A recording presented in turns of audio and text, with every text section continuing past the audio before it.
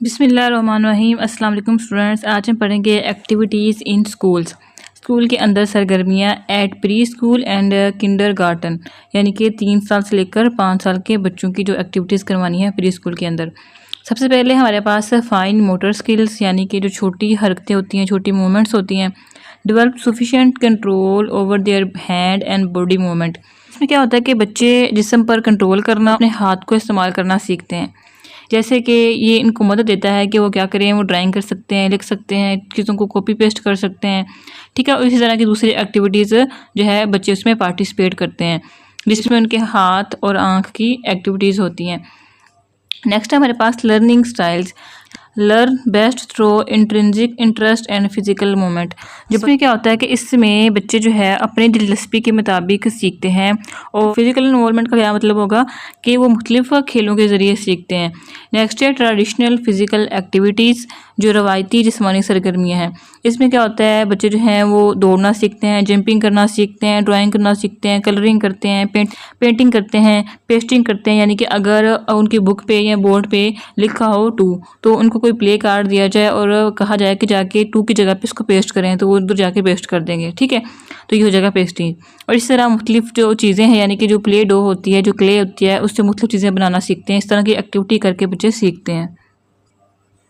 Next है हमारे पास non traditional physical activities, यानी कि गैर रवायती जिस्मानी सरगर्मियाँ। ये वो सरगर्मियाँ हैं जो आम खेलों से हट कर होती हैं। ठीक है, जिसमें हमारी जो तख्लीकी सोच है वो शामिल होती है। सबसे पहले हमारे पास आउटसाइड प्ले, यानी कि जो बच्चे हैं वो बाहर खुले मैदान में या पार्क में जाके खेलते हैं।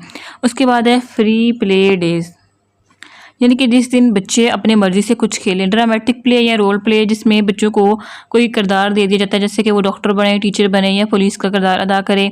सैंड और क्ले प्ले का क्या मतलब है कि मिट्टी के ज़रिए या रेत से खेलना। अगर आपको याद होगा बचपन में क्या करते थे, रेत होती थी या मिट्टी होती थी, तो उसमें अपना पाँव रख के ऊपर एक घर सा बनाते थे। ठीक है, तो इस तरह के जो बच्चे हैं वो भी क्ले के ज़रिए या सैंड के ज़रिए मुख्तलिफ एक्टिविटीज़ कर सकते हैं। कोरिज, कुकिंग और बिल्डिंग वगैरह, यानी जो ब्लॉक्स होते हैं उनके ज़रिए एक बिल्डिंग बनाना सीख सकते हैं। उनको कुकिंग की एक्टिविटीज़ करवा सकते हैं, छोटी छोटी सी। ठीक है, और रिलैक्सेशन एक्टिविटीज़ मतलब कि उनको बताया जाता है कि आपने सांस किस तरह से लेना है, आराम किस तरह से करना है। ठीक है, नेक्स्ट है हमारे पास मैनिपुलेटिव एक्टिविटी, यानी हाथों से चीज़ें संभालने वाली सरगर्मियाँ।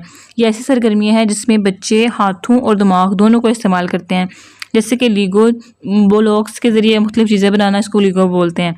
एक्सपेरिमेंट्स विद मैग्नेट्स, यानी कि बच्चे जो हैं वो, यानी कि कौन सी चीज़ें मकनातीस से जो है अट्रैक्ट होती हैं। ठीक है, तो ये थी कुछ एक्टिविटीज़ जो कि हम प्री स्कूल में बच्चों को करवा सकते हैं। ठीक है, नेक्स्ट है हमारे पास एक्टिविटीज़ एट एलिमेंट्री लेवल।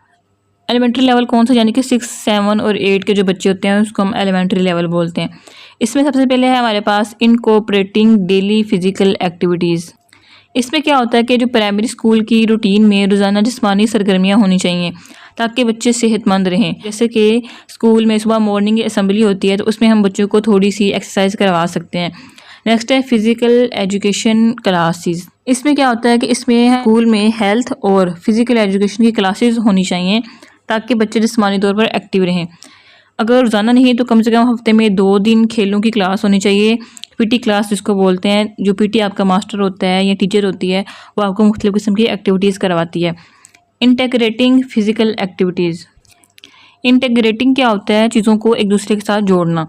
तो इसमें क्या है कि इसमें जो जिस्मानी सरगर्मियाँ हैं उनको दूसरे मज़ामीन में भी शामिल किया जा सकता है। ज़रूरी नहीं कि सिर्फ जो फ़िज़िकल एजुकेशन है या जो हेल्थ के बारे में उसमें एक्टिविटीज़ करवाई जाएँ।